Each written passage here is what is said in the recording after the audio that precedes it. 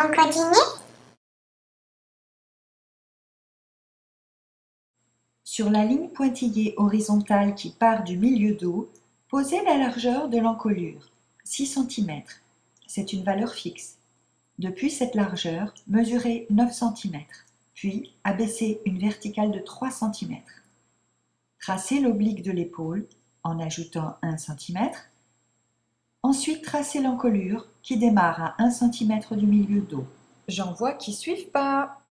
Oh bah je m'amuse. Je suis petit moi. Pour l'encolure devant, il faut partir du point de la longueur corsage devant sur la ligne milieu devant. Portez la profondeur d'encolure et tracez une horizontale pointillée bien parallèle à celle du dessus. Y portez la largeur de l'encolure, 6 cm 5, valeur également fixe. Jusqu'à 100 cm de contour poitrine, l'encolure devant est plus large que le dos d'un demi-centimètre. Au-delà de 100 cm de contour de poitrine, on passe à 1 cm. Nous continuons comme pour le dos, mesurez 9 cm, abaissez 3 cm et tracez l'oblique. Arrondir également l'encolure devant. L'inclinaison de l'épaule n'est évidemment pas la même pour tout le monde, et là je n'ai pas de formule mathématique. Il faudra l'ajuster à l'essayage.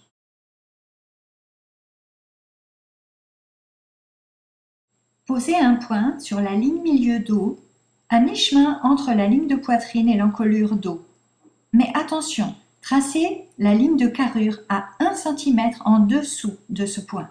Et n'oublions pas que nous travaillons sur un demi-dos, donc il faut une demi-carrure.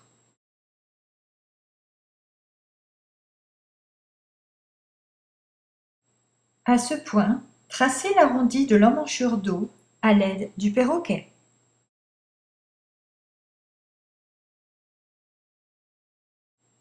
Mesurez la distance entre la base du cou et la ligne de poitrine. Divisez-la par 3. Placez la ligne de carrure devant au premier tiers en partant du cou. Arrêtez cette ligne provisoirement au milieu du corsage, sans vous occuper de sa dimension pour l'instant.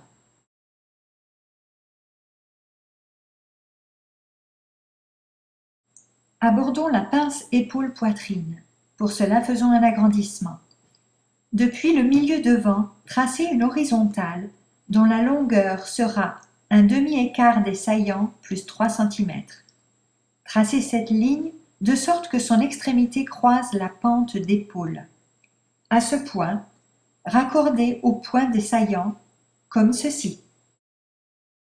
Pour déterminer la largeur de cette pince, il faut savoir qu'elle dépend de votre tour de poitrine.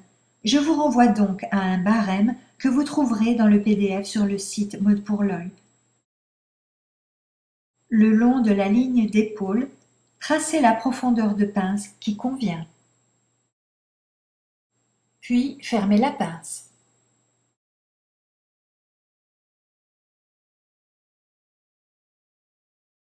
Idéalement, pour peaufiner la longueur d'épaule, il faut fermer la pince. Oh bah ça va pas être facile. Bien sûr que si, regarde. Tu plies la pince poitrine jusqu'à l'épaule, tu positionnes le point des saillants sur le coin de la table, avec le reste du patron dans le vide. Tu fermes la pince en posant la ligne pliée sur la seconde et tu épingles. Tu constateras sans doute un décalage au niveau de l'épaule, et c'est normal, il faut ajuster cette épaule. Vérifie bien la longueur d'épaule sur ta fiche de mesure. On en profite pour ajuster la longueur de la ligne de carrure. On enlève les épingles et on remet le patron à plat. Il faut tracer la ligne d'emmanchure devant. Avec le perroquet. Et on remarque que l'emmanchure est plus creusée que dans le dos.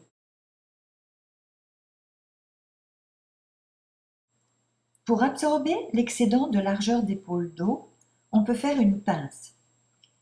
Les deux épaules devront s'aligner. Par conséquent, la largeur de la pince épaule dos sera égale à la différence entre les deux épaules. Cette pince se positionne dans le prolongement de la pince taille dos et mesure environ 9 cm de longueur. Mais on ne peut pas juste ouvrir la pince comme ça, car si on devait la fermer, on serait en décalage. Pour éviter cela, le secret, c'est que les bords de la pince ouverte soient à la même hauteur. On remanie la ligne d'épaule en pente douce et le tour est joué.